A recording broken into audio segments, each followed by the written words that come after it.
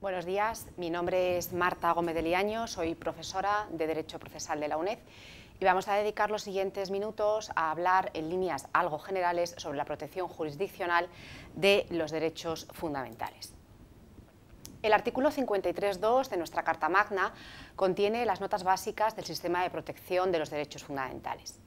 El sistema de protección jurisdiccional obedece a un modelo mixto, pues tanto los tribunales ordinarios como el Tribunal Constitucional tutelan los derechos fundamentales de los ciudadanos.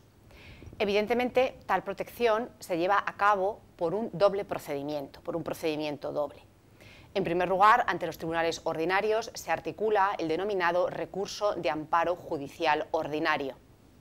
Y, en segundo lugar, ante el Tribunal Constitucional se usa el recurso de amparo constitucional, todo ello en base al principio de subsidiariedad. El objeto del recurso de amparo, tanto judicial como constitucional, comprende únicamente los derechos fundamentales que están recogidos en el artículo 53.2 de la Constitución española. Esto es, los derechos fundamentales contemplados en los artículos 14 a 32 de la Constitución. De acuerdo con el principio de subsidiariedad, los jueces y tribunales ordinarios son los primeros guardianes de los derechos de los ciudadanos, mientras que el Tribunal Constitucional será el último, definitivo y máximo guardián. Ambos procedimientos, el amparo judicial ordinario y el amparo constitucional, tienen en común, además de su ámbito objetivo, la legitimación activa que corresponde a cualquier persona, natural o jurídica, que acredite un interés legítimo, además del Ministerio Fiscal y del Defensor del Pueblo. Vamos a hablar del amparo judicial y de su configuración jurídica. El amparo de los derechos fundamentales y las libertades públicas ante los tribunales ordinarios se instrumenta a través de un procedimiento especial, preferente y sumario, según prescribe el ya tan citado apartado 2 del artículo 53 de nuestra Constitución. En palabras del propio Tribunal Constitucional, la preferencia, estoy leyendo literalmente, implica prioridad absoluta por parte de las normas que regulan la competencia funcional o despacho de los asuntos. Por sumariedad, como ha puesto de relieve la doctrina, no cabe acudir a su sentido técnico, pues los procesos de protección jurisdiccional no son sumarios, sino especiales, sino a su significación vulgar como equivalente a rapidez. Esto lo dijo el Alto Tribunal en la sentencia 81/1992 de 28 de mayo. El procedimiento de amparo judicial, preferente y sumario, fue regulado tempranamente mediante la Ley 62/1978 de 26 de diciembre, la Ley de Protección Jurisdiccional de los Derechos Fundamentales de la Persona. Se articulaban en esta ley 3 vías de protección de los derechos fundamentales: la vía penal, la vía civil y la vía contenciosa administrativa. Las características comunes a todas ellas fue la reducción de los plazos, la supresión de los trámites y la escasez de las formalidades. No obstante, esta ley está derogada de tal forma que la actual regulación del amparo ordinario se encuentra en los 4 códigos procesales. Vamos a pasar ya a ver el amparo constitucional, la configuración jurídica del amparo constitucional. El recurso de amparo es una de las principales competencias atribuidas por la Constitución española al Tribunal Constitucional, siendo el objeto de este proceso, como ya hemos dicho, la protección frente a las vulneraciones de los derechos y libertades reconocidos en los artículos 14 a 29 y 32 de la Constitución, originadas por disposiciones, actos jurídicos, omisiones o simples vías de hecho de los poderes públicos del Estado, las comunidades autónomas y demás entes públicos de carácter territorial, corporativo o institucional, así como de sus funcionarios o agentes.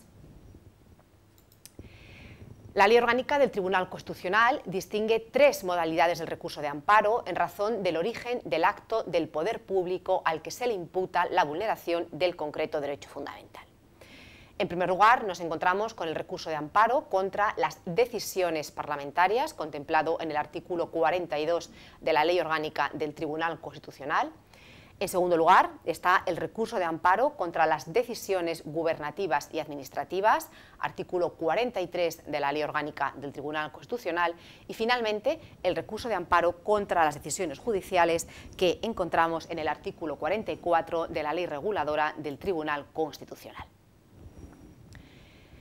Toda persona natural o jurídica que invoque un interés legítimo, así como el defensor del pueblo y el Ministerio Fiscal, están legitimados para interponer un recurso de amparo.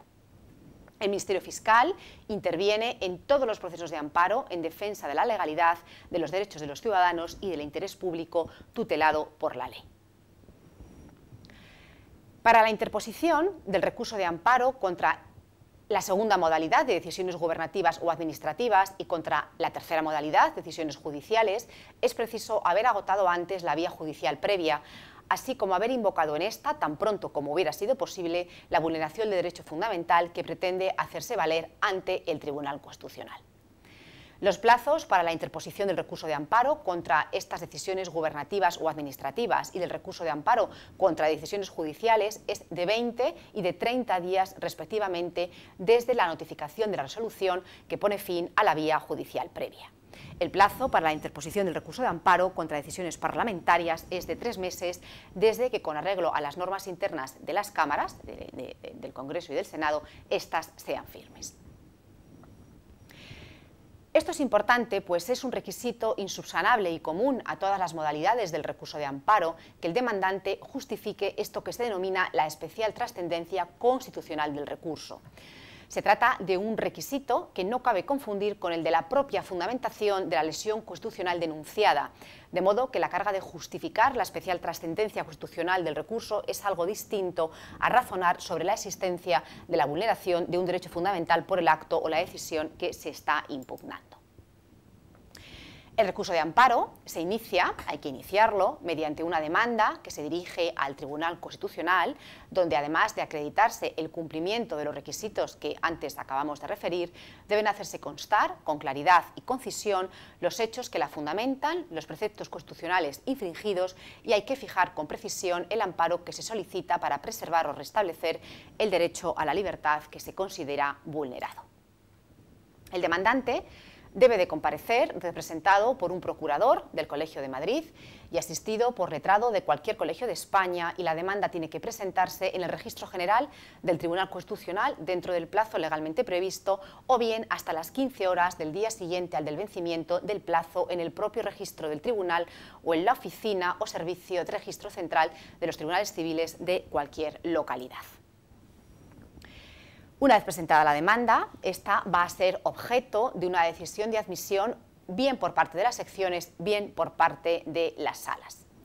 Para su admisión a trámite, además de cumplir con los requisitos legalmente previstos, es necesario que el contenido del recurso justifique una decisión sobre el fondo por parte del Tribunal Constitucional en razón a esto que antes hemos aludido de la especial trascendencia constitucional. La especial trascendencia constitucional se va a apreciar atendiendo a su importancia para la interpretación de la Constitución, para su aplicación o para su general eficacia y para la determinación del contenido y el alcance de los derechos fundamentales.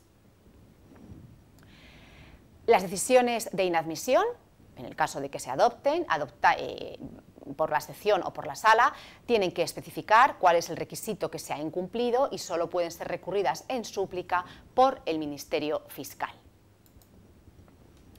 En caso de que el amparo finalmente se otorgue, va a contener alguno de los siguientes pronunciamientos, en concreto 3 pronunciamientos. En primer lugar, una declaración de nulidad de la decisión, acto o resolución que se ha impugnado. En segundo lugar, un reconocimiento del derecho o libertad pública que se ha vulnerado. Y en tercer lugar, el restablecimiento del recurrente en la integridad de su derecho o libertad con la adopción de las medidas apropiadas en su caso para su conservación.